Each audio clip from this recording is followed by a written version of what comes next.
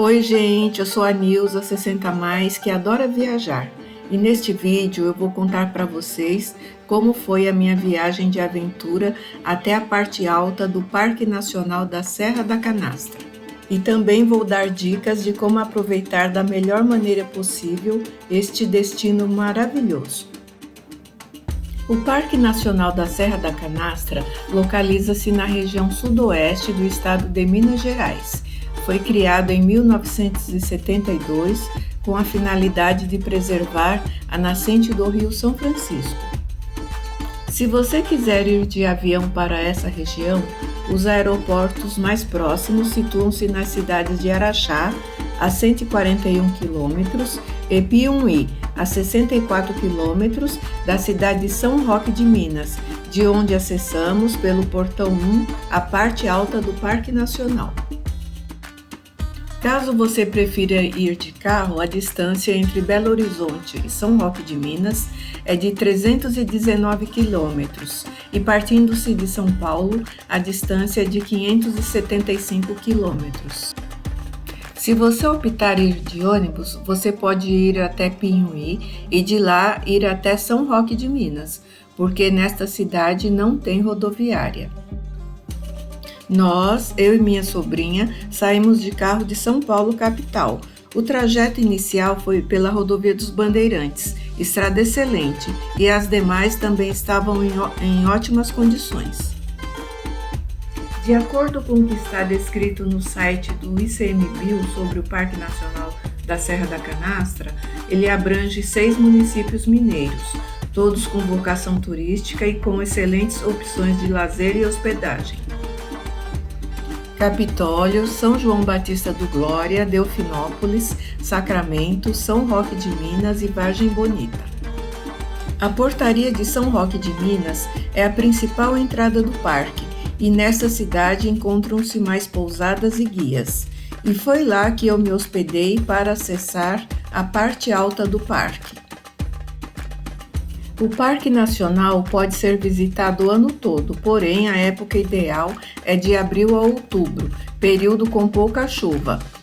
Com chuva, há possibilidade de cabeças de água, que são um perigo para quem estiver nas cachoeiras, e as estradas ficam mais difíceis de serem percorridas.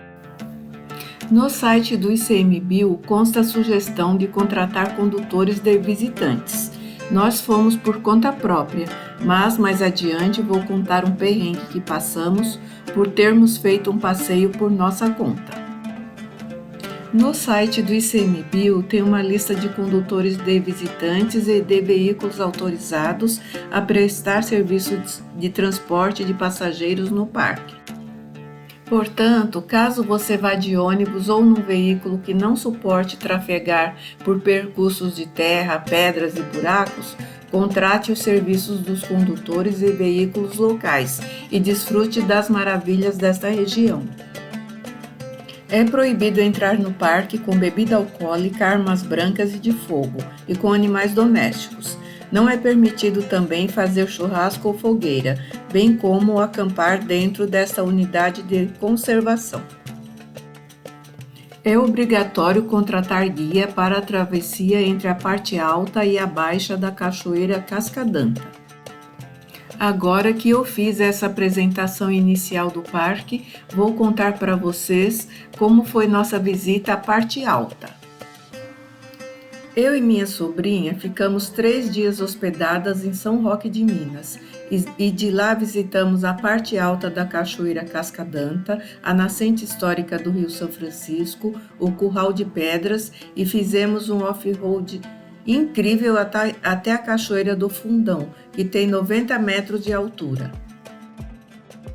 Os passeios até a parte alta da Cachoeira Cascadanta, a nascente histórica do Rio São Francisco, e ao Curral de Pedras foram tranquilos. Fizemos isto em carro com tração 4x4 e não era a época de chuvas. Além dos veículos mais robustos e altos, nesta região circulam muitos Fuscas e Unos bem antigos. É importante lembrar que nós fomos no mês de julho, época em que geralmente não costuma chover.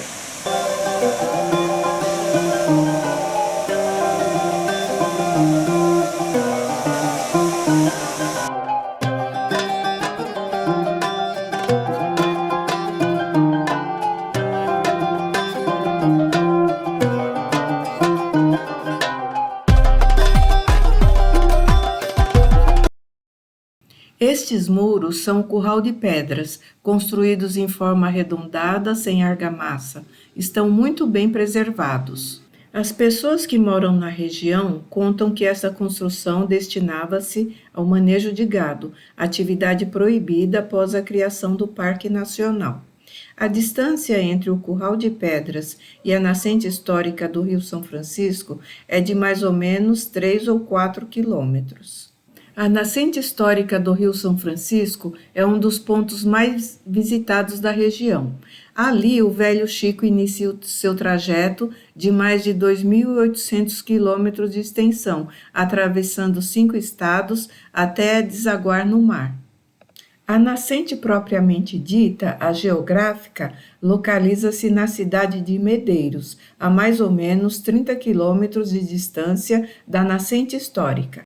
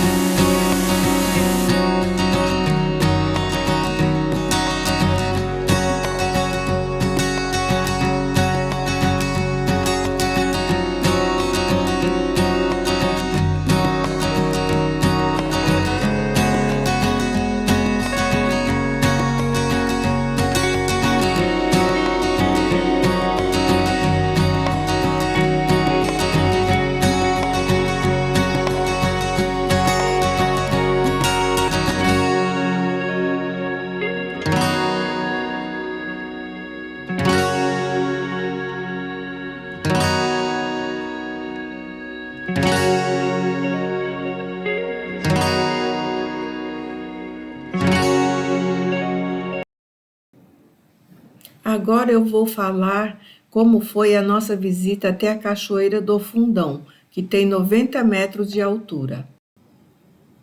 Eu havia consultado o guia Quatro Rodas sobre a região da Canastra e ficara sabendo a respeito da dificuldade de acesso à Cachoeira do Fundão. Aconselhava-se ir com um guia. Ocorre que, ao visitar uns trechos do Rio São Francisco em uma propriedade particular, indaguei a pessoa que me atendeu na recepção sobre a possibilidade de ir sem guia até a Cachoeira do Fundão, e ele me tranquilizou e disse que seria possível sim. Então eu fui com a minha sobrinha. Na estrada para acessar a cachoeira tinha umas valas com mais ou menos 1 metro de profundidade, que estavam sendo preenchidas, e eu tive que ir desviando delas.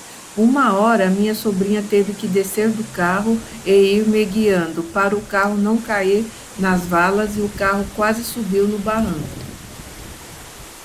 Quando finalmente chegamos no local onde começa a trilha a pé, tinha uma placa onde estava escrito "Boa sorte". Percorremos aquela trilha e quando avistamos a cachoeira a poucos metros, não sabíamos como chegar até lá. Para nossa sorte, alguns minutos depois, chegou uma família que também estava indo visitar a cachoeira e conhecia a região. Então, esse pessoal nos conduziu até lá e tivemos momentos bastante agradáveis. Só que corremos grande risco de não termos uma história tão bacana para contar. Quando voltamos, as valas estavam todas preenchidas e o retorno foi bem tranquilo. Ressalto que com um carro sem tração nas 4 rodas teria sido bem difícil para mim. Entretanto, a família que nos ajudou estava de Uno bem antiguinho.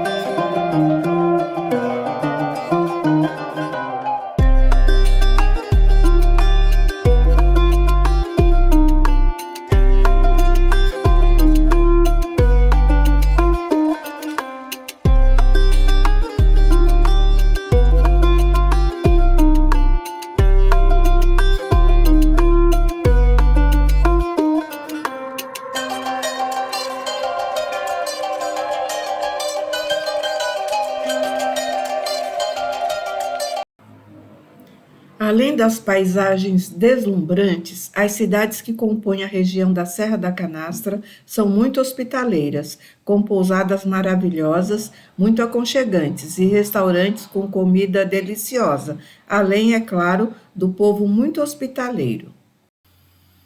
Aqueles dias que passamos lá foram inesquecíveis.